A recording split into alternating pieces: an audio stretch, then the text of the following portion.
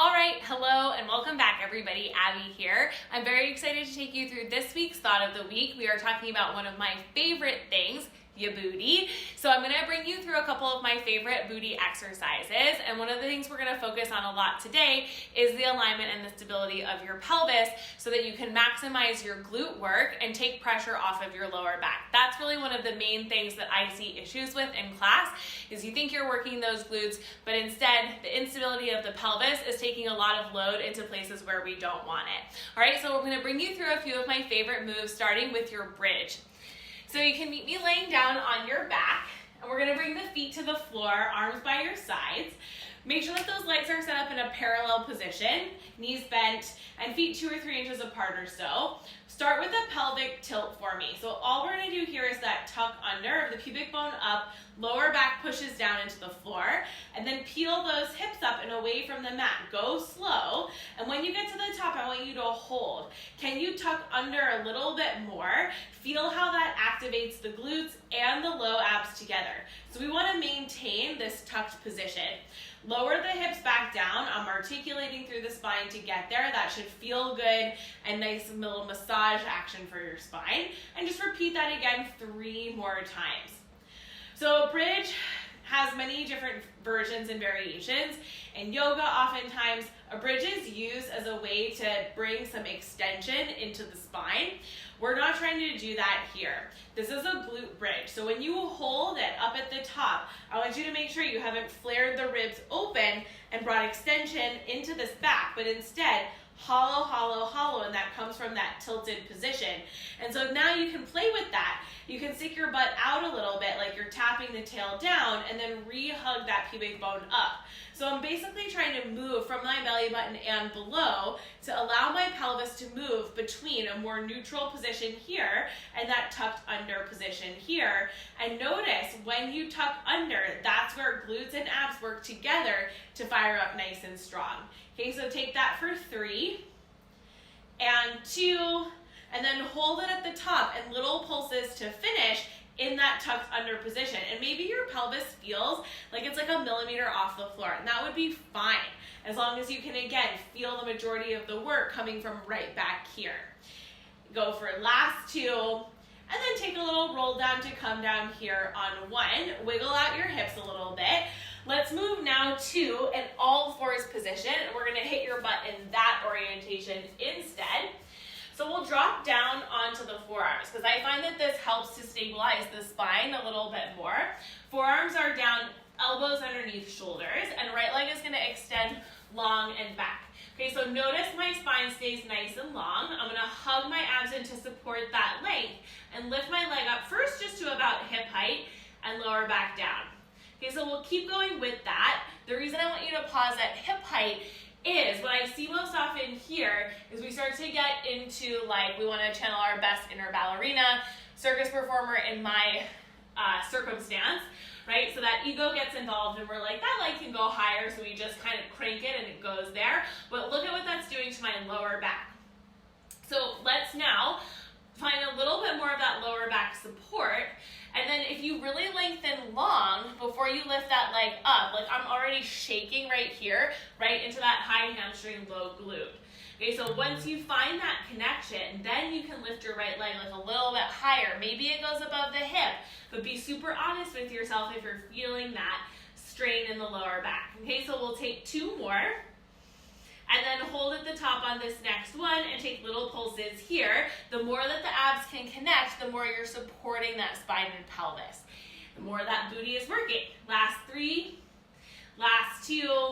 All right, good. Come on down. We're gonna give that a break before we go to the other side. Come down onto your right side for now for side lying. And if you've got a mat, stack your shoulders and your hips at the back edge of your mat and let your head just rest somewhere that feels comfortable. Knees are gonna come forward to it like a 90-degree bend in front of you, and we're gonna lift and lower that right leg up and down. So here, untuck that tail, find your neutral position. I like to call this like a little sassy butt situation. And you're gonna use the abs to keep the spine and the pelvis stable so that this right glute does the work. What happens if we tuck under here? Well, that lower back starts to take over. We don't get quite as much activation here. And all we're finding It takes so much concentration to keep the spine and that pelvis stable. And if you can do that, that's where the good benefit starts to come into those muscles that are a little bit harder to access. That's really what this is all about. So let's hold that leg up on this next one. Let's try kicking it forward. You're gonna turn it in and you're gonna take a lift and lower here. And if you don't feel your side butt doing this, well then stick that butt out a little bit more. Okay, so you'll go for 4, good, 3, last 2, and then last one, get done with that. Give it a tap. I don't know why that works, but it does. And we're gonna take everything on the other side. So come back to the forearms, finding again this sloping long diagonal of your spine. Long straight left leg is gonna lift just up to hip height and then down. So be conservative at first and think about lifting that leg, finding length before you lift up. If that leg starts to move above your hip, just making sure that you're not taking and swaying that lower back with you.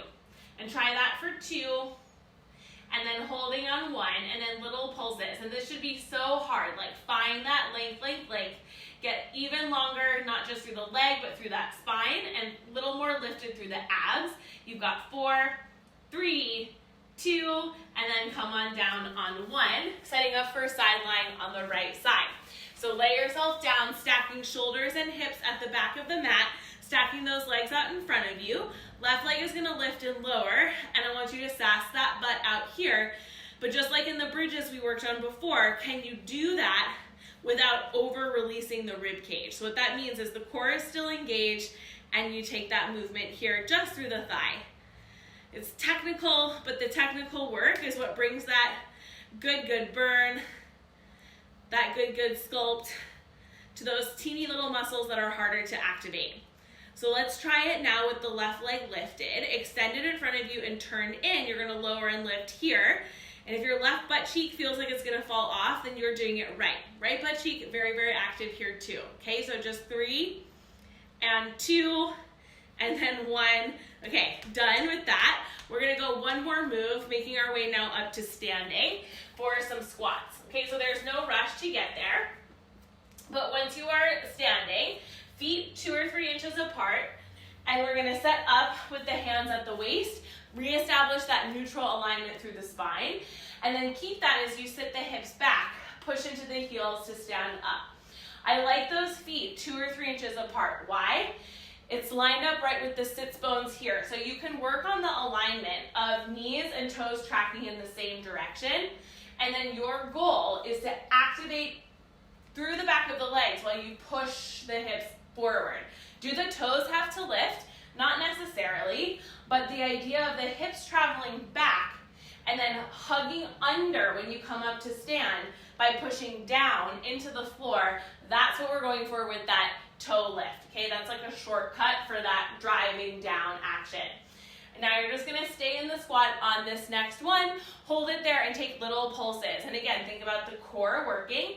Sits bones on a little sassy butt shape, right? So those 2 things working together. Maybe that can help you sit the hips further back, knees staying aligned over ankles, and you should start to really feel some activation back here. Let's take it for 5, 4, 3, 2, good. Stand all the way up on 1. Shake it out. We're gonna call it a day with that. Your butt should feel very activated, very lifted, and taking away from this that stability through your spine that comes from the core is key to getting those glutes to fire. Thank you so much for joining me through this thought of the week, and I can't wait to see you back here for the next one.